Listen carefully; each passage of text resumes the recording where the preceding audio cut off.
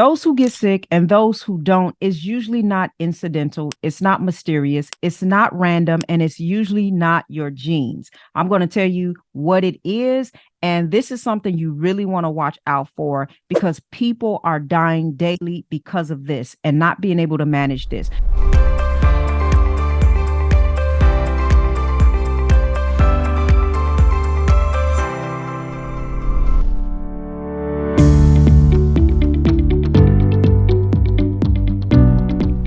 Those who get sick and those who don't is usually not incidental. It's not mysterious. It's not random. And it's usually not your genes. I'm going to tell you what it is. And this is something you really want to watch out for because people are dying daily because of this and not being able to manage this. But before I move forward, make sure that you like this video and you subscribe to my page. I'll continue to get information out to you that can allow you to have the knowledge and the tools to be able to live a high quality, healthy lifestyle because your health is the most important thing in the entire world. All right. Now, that thing that people need to learn how to manage a lot better, and it is killing people, is chronic stress. Now, chronic stress is something that many people deal with because they're not used to being able to manage their stress on a acute level, a medium level, and then a long-term level. And chronic stress is really dangerous once we enter into those zones where our bodies are not producing the right amount of hormones that we need, like cortisol, for example. Cortisol is there to be anti-inflammatory. A lot of people deal with too much cortisol, and then you have some that become resistant, and then they don't have enough cortisol, and so their body's inflamed with inflammation because their body is not able to release the hormones to be able to manage stress. A lot of these hormones are okay, but they're okay when they're managed and they're balanced right.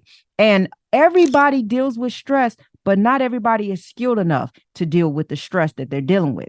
And so that is something that you really need to take the amount of time to learn and to be able to adequately handle because you're dealing with it every day. It doesn't matter who you are or what you do, you're always going to have some level of stress in your life, and some you can control and some you can't control. I'm going to tell you, get rid of the stressors that you control. Most time, people are stressed by people. If you think about it, that is usually what occupies our life with the greatest amount of stress. And I just want to say and tell you, please understand that you are not living a life to please everybody, and you do not have to be responsible for everybody's emotions. You are not there to make sure that everybody is happy. I think a lot of people feel like I'm there to make sure everybody's happy, everybody's okay, nobody's disappointed. No, it's not your responsibility. You're going to disappoint people. You're going to be human, and you're not going to be able to make everybody's life well.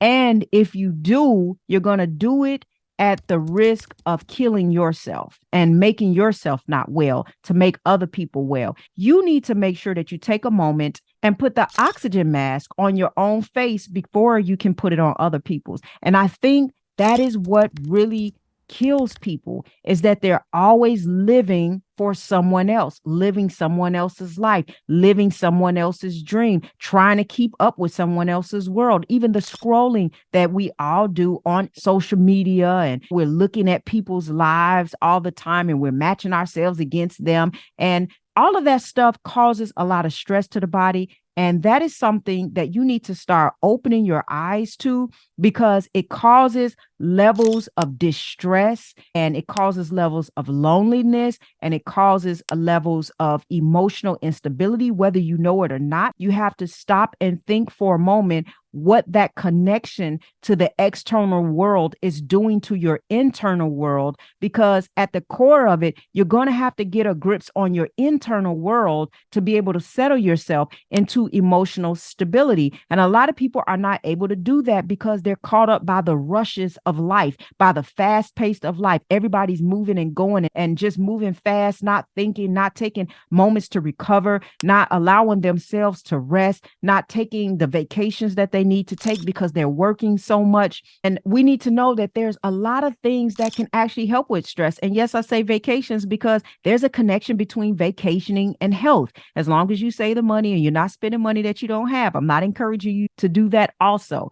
But we have to think about these things that causes our parasympathetic system to kick into play. And when I say parasympathetic system, that's the system that recovers you. It recovers your mind, your body, your soul, your brain. And a lot of times we're stuck in the sympathetic system, which is the fight or flight mode. And when you're stuck in fight or flight, the body cannot heal. The digestive system cannot absorb the nutrients, even from the healthiest of foods that you may eat. And so if you're stuck in this place, you need to start doing some things to now stabilize, get your body and your brain back to homeostasis, because sometimes even people are sick and they don't know why they're sick, and they're having these mysterious feelings of not just feeling well. Like, I don't feel good. My brain is foggy and I don't think with clarity. I'm feeling tired. I don't have the energy that I know I need to have. There are moments where people start to see this and they notice it, but they still keep going. They still keep pushing.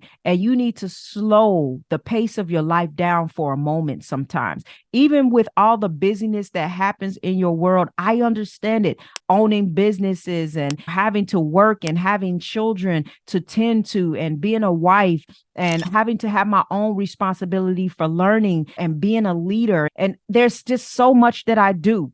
But I also have these moments in the day, in the week, in the month, in the year where I completely slow down and really recover and just take time to meditate and to learn breathing techniques and to get out in nature and to do the things that I feel are delightful and to build my relationships. All of these beautiful things are ways that you balance your life back to be able to accommodate the lifestyle that you're living and the life that is demanded of you to live. And there's certain things we can't do, like we can't quit our jobs and not pay bills and not take care of our children. And if you are a caregiver, you're going to deal with this even more, because caregivers deal with much more levels of stress and they're easily able to enter into chronic stress. And I believe when people are on the verge of that or they've entered into that, they need to start doing some things to really balance their body out. Like, for example, exercising a little bit more. If you're stressed,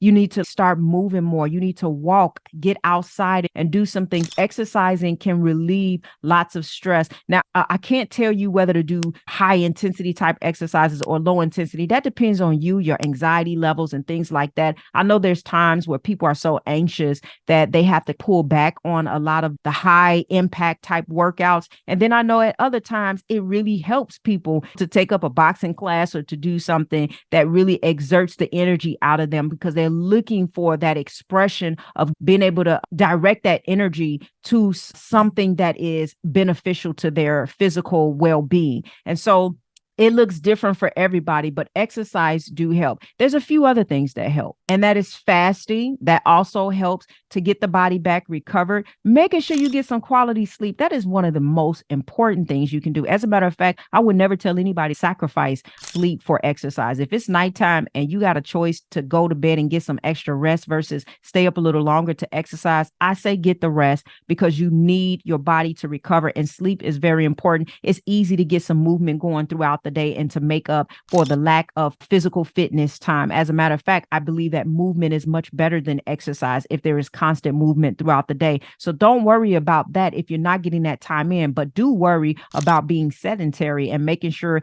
that you are moving throughout the day. Also, acupressure can also help with recovery when you have chronic stress. And then supplements like B1, that is the most valuable nutrition that you can have. I love it in the form of nutritional yeast. B1 helps to balance your neurological system. And so if you are dealing with chronic stress, you definitely want to take B1 supplements and make sure that you're eating foods that have B1 in it. Potassium is also good because it calms down the nervous system. Magnesium is good. It relaxes the muscle, relaxes the mind, and it's really good to take before bedtime. And then, of course, breathing techniques. There's so many different breathing techniques that happens to really make sure that your nervous system is calming down and making sure that you're entering into that recovery system, that parasympathetic system. And so doing breathing techniques actually helps a whole lot. This is done in research. Statistics have proven it. And I love to do breathing techniques all throughout the day. And then also, as I mentioned before, taking a vacation. Actually, some people may take a 2-3 month vacation, get away by themselves, slow their life down. Don't have the expectations. Of course, everybody's not able to do that. But if you can, and you've really entered into that like dead end zone where you just feel like if you don't do something, you're going to die, then do whatever is necessary to preserve your life. And then also, don't take stuff so serious. You have to be playful. You have to be relaxed at times. Everything's not serious. Life is not always as serious as you have to take it. There are some things that we have to be serious about, but there's got to be times where you get playful, where you relax, where you're not taking things so serious, like worrying and you have anxiety and you're analyzing everything and you're solving problems 24/7 and you've been everybody's hero and you got to wear the mask all day and you got to make sure that everybody's where they need to be. Like that's not always going to be your responsibility. You have to take a moment to take care of yourself, because if you don't take care of yourself, you're not going to be around long enough to take care of anybody. And if they need you to really be there,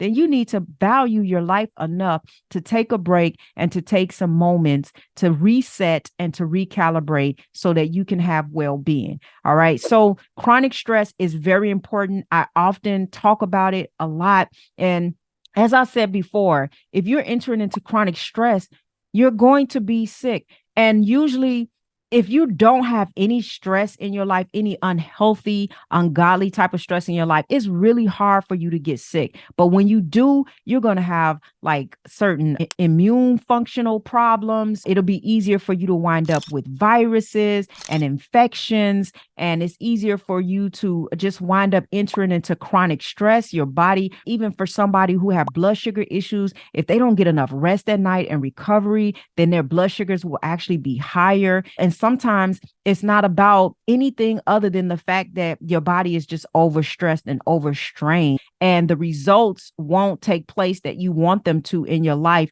until you de-stress. People will go into taking a ton of supplements, and yes, supplements do help. I love ashwagandha. I love anything that produces GABA. I love glycine at night. I like different things that can relax the body, and I love certain herbs that can relax the body. I love taking Epsom salt baths at night.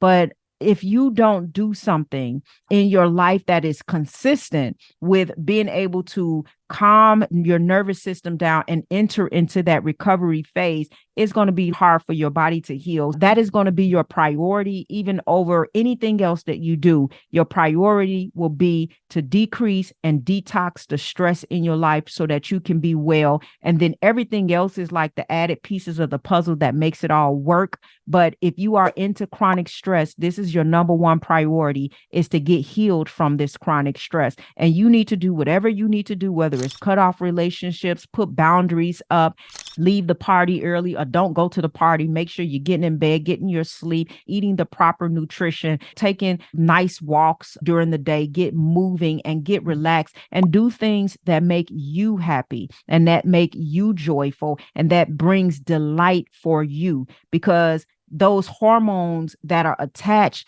with the delightfulness that your life can bring can really also help to heal your body. And in chronic stress, hormones are all over the place and chaotic. So it's time to bring a balance and come back into that proper place that you need to be, where your mind can function efficiently and your body can be healed of the negative impact that has come to your body and to your brain. All right. So I hope that this helped to really admonish you to start to prioritize and open up your eyes and become more self-aware of the levels of stress that's happening in your life. It's time to take action now. It just takes one little small step at a time. And if you do some of the things that I mentioned, I'm sure that you'll be on a great path to healing your body and healing your mind of chronic stress. If you enjoyed this video, please like this video and also make sure, remember to subscribe to my page so that you can continue to learn. The health life is a never-ending journey. I'm always researching and I'm always passionate about making sure that I get the information out to you that can help you to live your best high-quality life. Because if you're not living the life that you absolutely desire, then it's not a life that you should be living. All right, so I'll see you next time, and make sure you continue on to a healthier lifestyle.